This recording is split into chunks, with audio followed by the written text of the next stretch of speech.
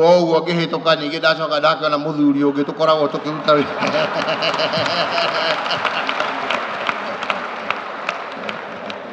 Ona kĩngĩ kĩmwĩra mũgeithie ndakorwo hĩtĩtie. Mheshimiwa Raila.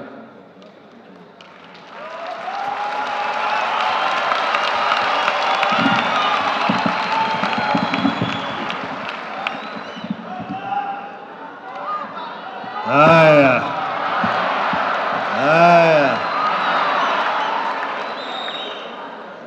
Wanachama wa Akorino, Ngai ni mwega. Aendeshwe. Asanteni. Leo ilikuwa ni siku ya Akorino. Mkuu wenu alikuja kanialika tufike siku ya leo. Na tunajua ni siku muhimu manake Akorino sasa iko miaka 100.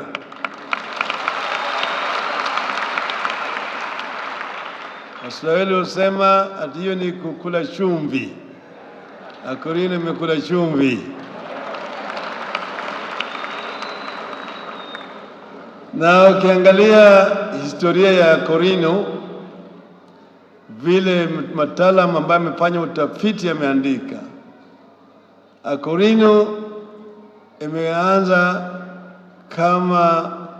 kama kikundi cha kupigania uhuru wa taifa letu.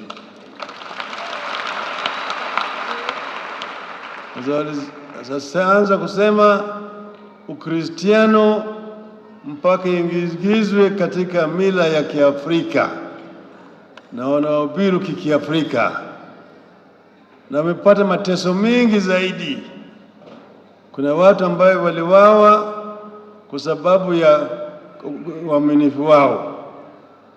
Wengine walienda msituni wakapigania uhuru wa taifa letu, lakini walikuwa ni watu wa Akorino.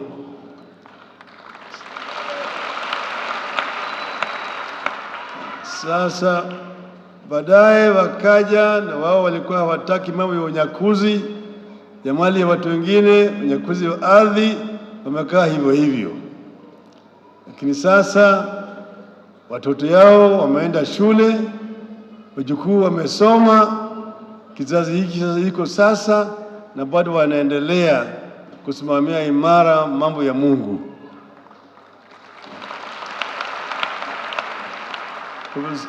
Sisi tuko pamoja na wana Akorino. Natoa shukrani kwa Rais Kenyatta kusimama na nyinyi. Hapo mbeleni baba yake hayati Mzee Jomo Kenyatta ndiye alituonyesha sisi umuhimu ya Akorino. Na kila mara kwa mara alipokuwa Nakuru, tulikuwa naona dhingira wairegi. Wiko pale, wana Akorino wanacheza pale, wanaimba pale, wanatumbisha za mzee.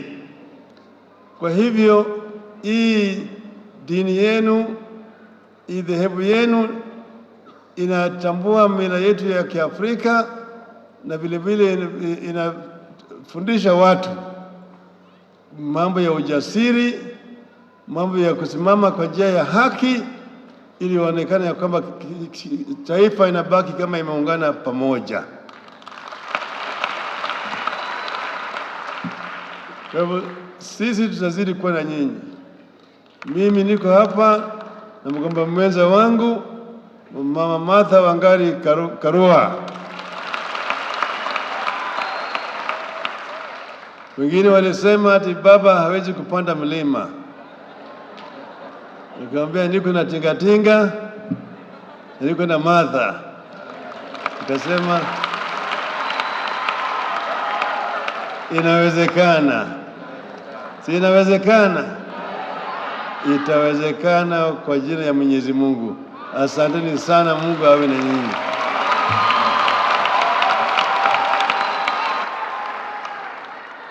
Noga ndahitia.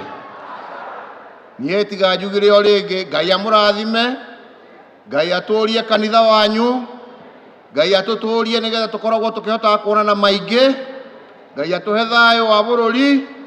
Ngai atuhe thayo githurano-ini na Ngai atuhe atongoria meguthie na mbere matunyitiriire na matutongoria na njira cia thayo na njira cia kuiguithania na nĩ ndamucokeria ngatho o mundu haria oimite mwainũka mĩciĩ yanyu mugeithanie na mukinyirie ngeithi ciakwa kuri aria mwatigana kuu mĩciĩ-inĩ na mumere ithuĩ nĩ twamacokeria othe ngatho muno makeria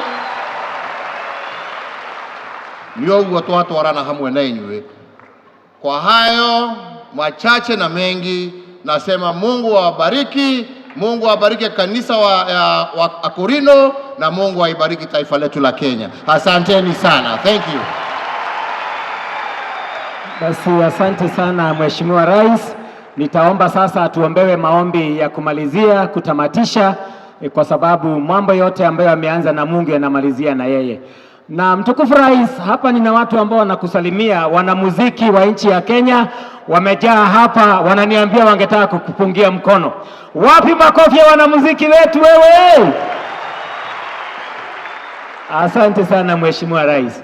Ningeomba tuwakaribishe wale ambao watatuombea tukiongozwa na Askofu Jeremiah Kariuki kutoka Nyandarua.